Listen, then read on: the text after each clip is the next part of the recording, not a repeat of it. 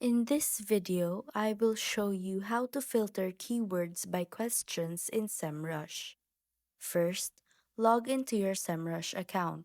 Now, open the menu and hover over SEO dashboard, which is at the top of the list. A pop-up will appear. Scroll down and click on Keyword Magic tool. You will then be redirected to a new board. In the search bar, type a keyword, for example, digital marketing, and hit search. You will now see a full list of related keywords.